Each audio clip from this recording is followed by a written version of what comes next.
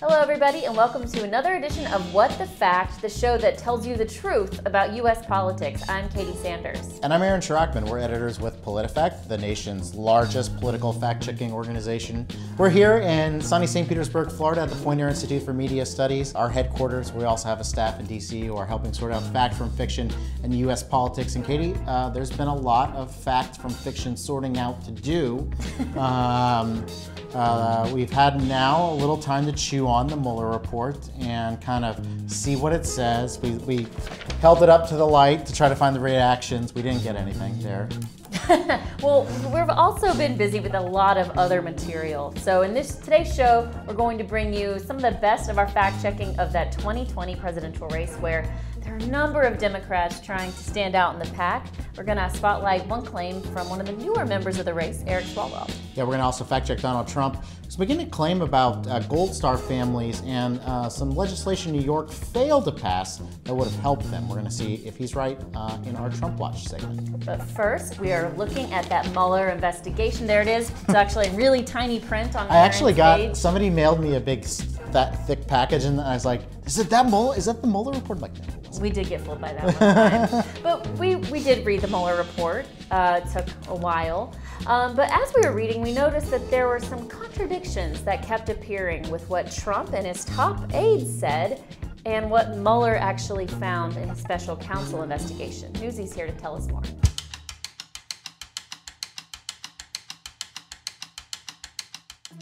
As press secretary, Sarah Sanders is the voice of the Trump administration, but some of the information revealed in the Mueller report calls her truthfulness into question. One instance explained in the report centers on her characterization of why President Trump fired James Comey. The president, over the last several months, lost confidence in Director Comey.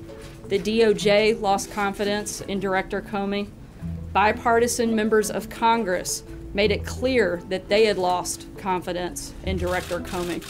And most importantly, the rank and file of the FBI had lost confidence in their director. It's that rank and file bit that's not accurate. The press even pushed Sanders on it in the moment, but she held on to her claim. So what's your response to these rank and file FBI agents who disagree with your contention that they lost faith in Director Comey? Look, we've heard from countless members of the FBI that say very different things. Sanders told the special counsel's office that using the word countless was a slip of the tongue. But she apparently slipped more than once. During an interview, she repeated the claim that FBI agents had lost confidence in Comey. She admitted to investigators that her comment wasn't founded on anything, and she said she made it in the heat of the moment. During that same May 2017 press briefing, Sanders also gave reporters incorrect information about how James Comey's job performance review got started. But he did have a conversation with the Deputy Attorney General on Monday where they had come to him to express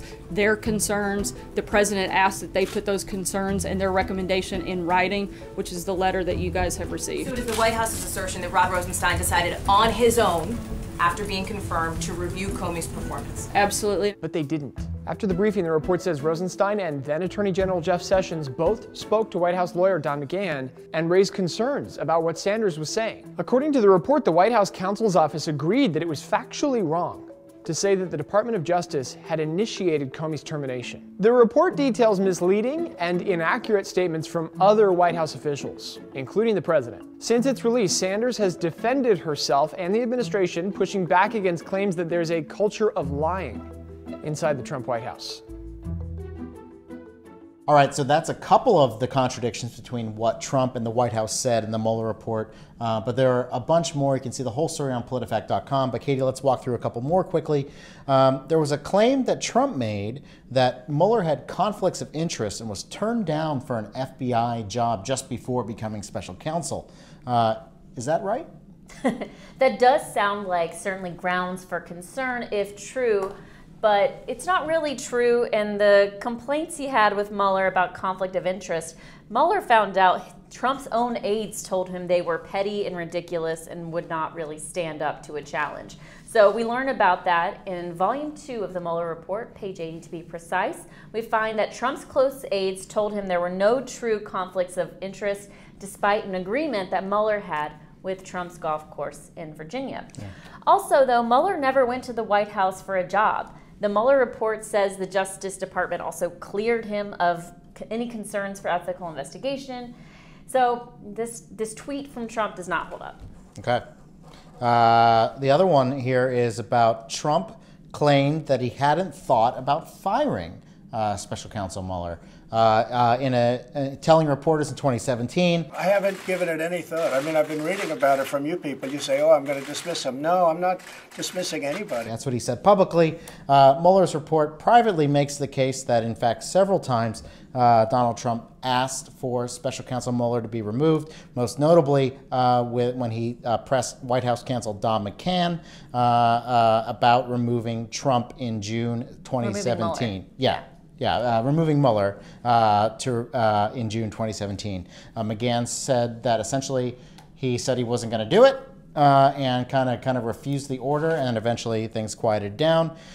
Trump also asked former governor of New Jersey, Chris Christie, about firing Mueller. Christie reports, obviously Christie wasn't in the government, had nothing to do with it, but in this case, Trump said he never thought about it. In fact, he tried to order people in the White House to remove Mueller, and they said no. It's not just one person's account, it's multiple people who said Trump was actively exploring that idea. All right, let's move on to another familiar face with the Mueller report and it's the investigation and the Attorney General's side. Bill Barr has said, he gave a press conference kind of preempting the release of the redacted Mueller investigation. And he really said that Trump had been quite forthright in the course of the investigation. His exact words, well, it's on video. Let's play it. The White House fully cooperated with the special counsel's investigation, providing unfettered access to campaign and White House documents. Okay, Aaron, so Bill Barr is saying that Trump fully cooperated with the special counsel's investigation. We put that on the Truth-O-Meter. How did it rate? Yeah, that claim rate's false, meaning it's inaccurate. Fully cooperated, we talked to legal experts. They said basically this is some legal gymnastics by Bill Barr to even begin to get here. The first thing, as we just talked about, is that Donald Trump actually told his White House counsel to fire Robert Mueller. So that's not fully cooperating, I think, and I think most people would agree with that. But moreover, what happened here is Donald Trump was asked to testify before Special Counsel Mueller and the Special Counsel team. Trump, over the course of months and months and months, refused and would not do it. Eventually, he agreed to answer questions in writing, but Mueller found those answers not to be sufficient, saying that Trump often said, "I don't recall, I don't remember," and essentially Mueller said that was an inadequate written response. So on those 2 points, it's clear that the White House did not fully cooperate. All right, that's going to do it for Mueller report time. We don't have a special name for this, but that's going to do it for this week. We'll probably continue to cover different elements of the Mueller investigation as it continues to shake out on Capitol Hill and the presidential race all over the place. But coming up next, we are going to turn the attention to statements by President Donald Trump about some other topics. Stay with us.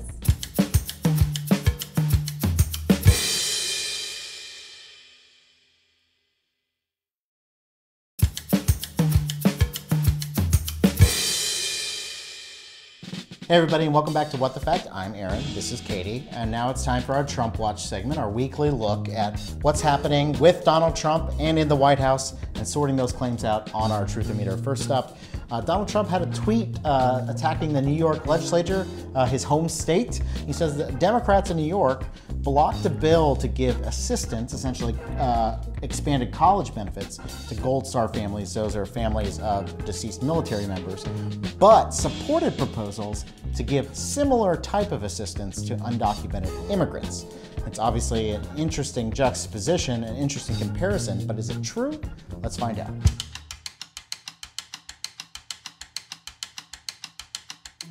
President Donald Trump frequently talks about his support for the military and their families, and he recently criticized New York lawmakers for not doing enough for them. The president tweeted, in New York State, Democrats blocked a bill expanding college tuition for Gold Star families after approving aid for illegal immigrants. That tweet is talking about two separate issues.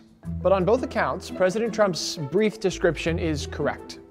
First, we'll look at the blocked bill. New York lawmakers considered a bill that would have expanded an existing tuition assistance program for military families. The Military Enhanced Recognition Incentive and Tribute Scholarship, or Merit Scholarship, pays tuition, room, and board for spouses, children, and dependents of service members who are killed or severely and permanently disabled in combat. The bill's supporters wanted to nix the in combat part of the requirements and replace it with in the line of duty to make the scholarship available to more families.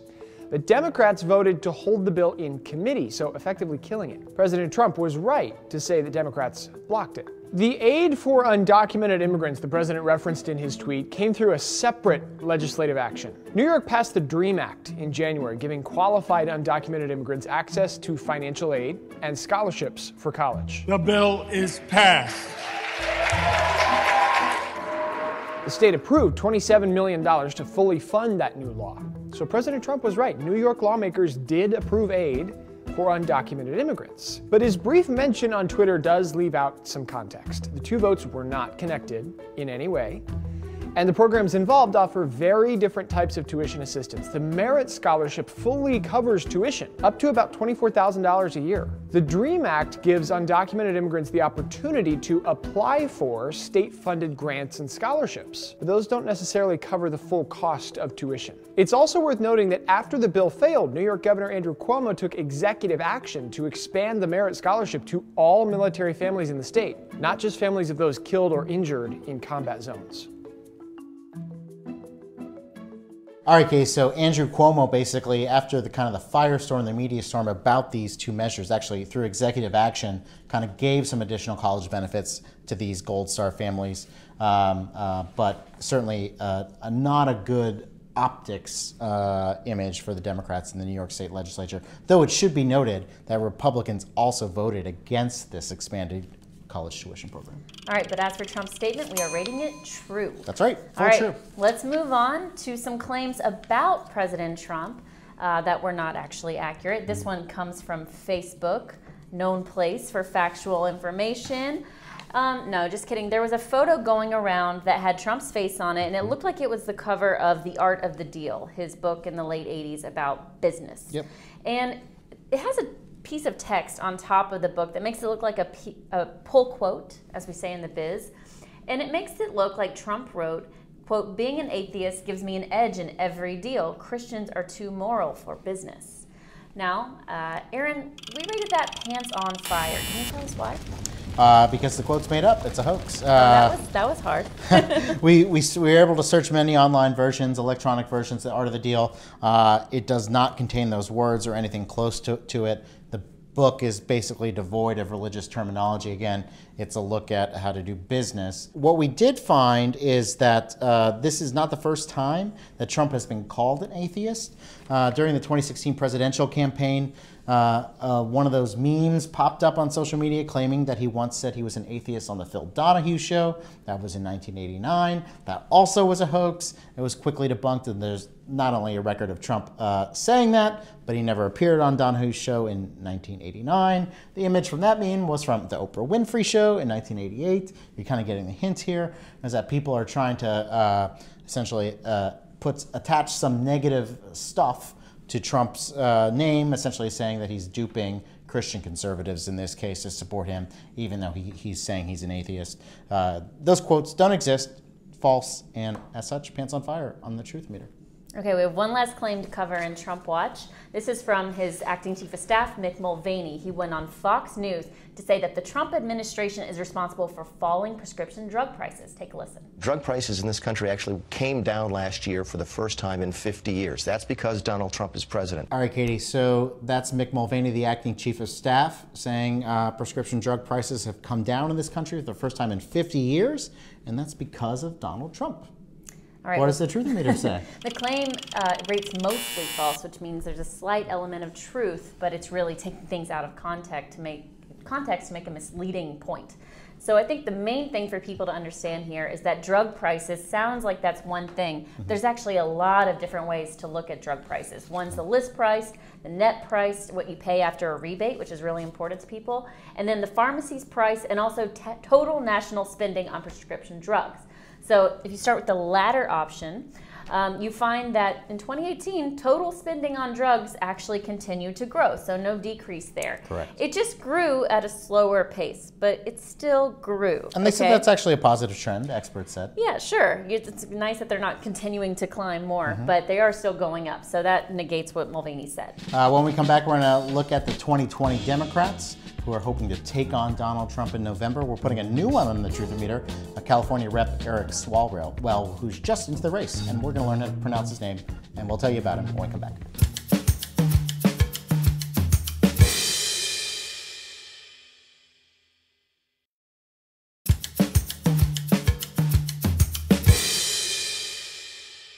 Hey everybody, and welcome back to What the Fact. I'm Aaron, this is Katie, and now it's time to turn our focus to the 2020 Dems who are hoping to take on Donald Trump next fall. Here we have a new face in the race, California Rep. Eric Swalwell.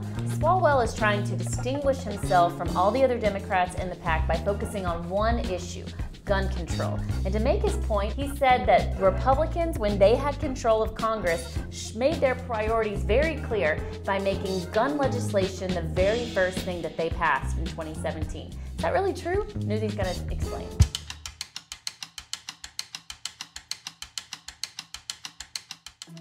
As the pool of Democrats running for president keeps growing, some candidates are differentiating themselves by centering their campaign around a single issue. For Representative Eric Swalwell, that issue is gun control. During his campaign kickoff speech, the California representative took a swipe at Republican priorities during the start of the Trump administration. The very first piece of legislation that they passed, the act that would tell the world, these are the values we espouse above all others, was a bill that made it easier for the mentally ill to purchase guns. They called it House Joint Resolution 40. First, let's clear up what he got wrong. House Joint Resolution 40 was not the first bill passed by the previous Congress. The House and Senate each approved the bill in February 2017, and President Trump signed it at the end of that month. That puts it among the first 10 bills Congress passed that session, but again, not the first, as Swalwell said. As for his description of what the bill actually did, the congressman got that part right. HJR 40 is a one-paragraph piece of legislation that walked back a previously approved rule. That rule would have required the Social Security Administration to share the names of certain people who have disabilities with the National Instant Criminal Background Check System, effectively barring those people from buying guns. The Obama administration said the requirement would impact about 75,000 people who have a documented mental health issue, receive disability benefits, and are unable to manage those benefits because of their mental impairment, or who have been found by a state or federal court to be legally incompetent. Supporters of the rule said it would keep guns out of the hands of people with a documented mental illness. Opponents argued it wouldn't do much to slow gun violence, and it would unfairly prevent people with disabilities from owning guns. Removing that information sharing requirement kept the names of thousands of people out of the country's background check system. So Swalwell was correct in saying the law made it easier for certain people with mental illnesses to buy a gun. All right, so Swalwell's claim is partially accurate.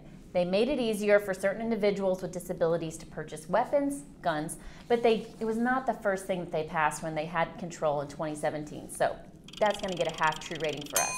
It's time now to move on to another Democratic candidate from California, Kamala Harris. And she is again talking about the economic burden that some Americans are feeling despite the recovery we've heard so much about. Yeah, so Kamala Harris is saying that basically almost half of American families are $400 away from complete upheaval. She gave this interview in a podcast. Let's take a listen in her own words. Almost half of American families are a $400 unexpected expense away from complete upheaval. All right, Aaron, that actually sounds pretty familiar from another fact check that we've covered on the show. Yeah, from another 2020 candidate, potentially, Howard Schultz, the former CEO of Starbucks. He claimed that over 40% of the American people don't have $400 in the bank.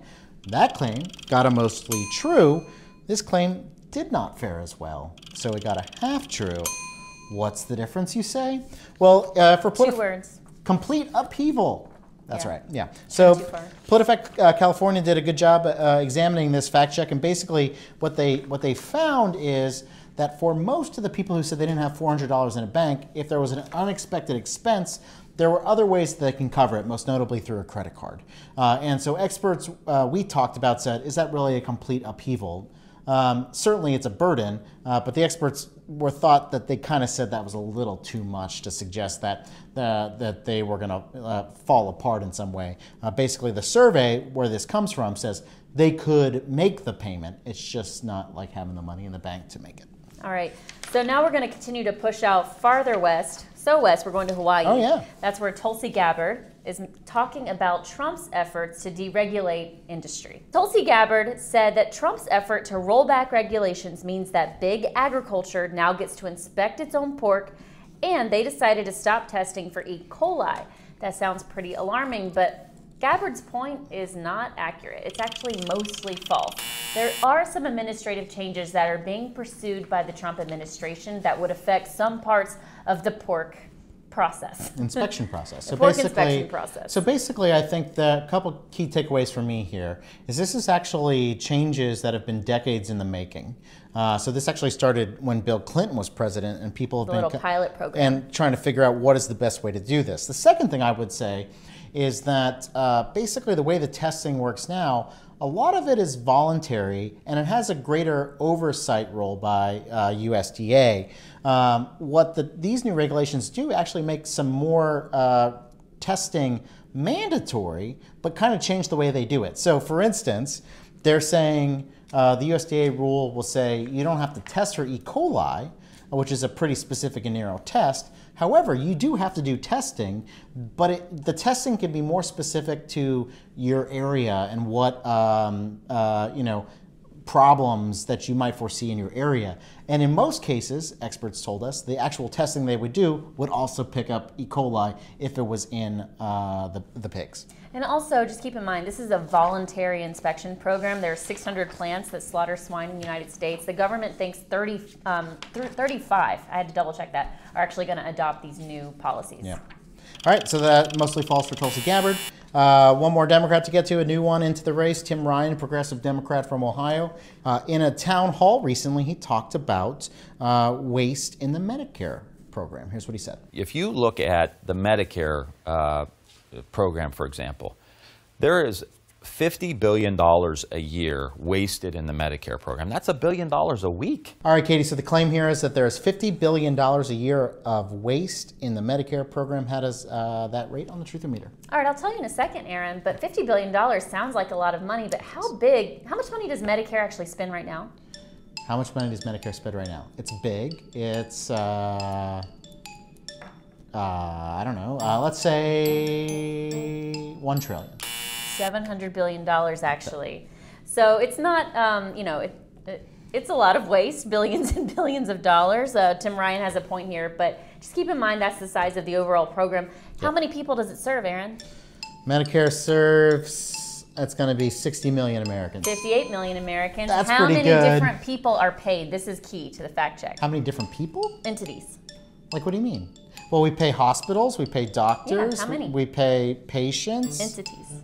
I don't know. Oh, okay, gosh. 200,000. 1 million. Oh, so basically what Tim Ryan calls waste could be considered waste by some people, but I think it's more precise to call it improper payments or overpayments. So it's not exactly just sloshing around, but it is kind of some sloppy bookkeeping that goes down. It was actually $48.5 billion in the last fiscal year. So we rated this claim mostly true. Okay. How did I do? I did okay. You got a mostly passable. Mostly passable. All right. That'll do it for this edition of What the Fact. Until next week, I'm Aaron. This is Katie. See ya.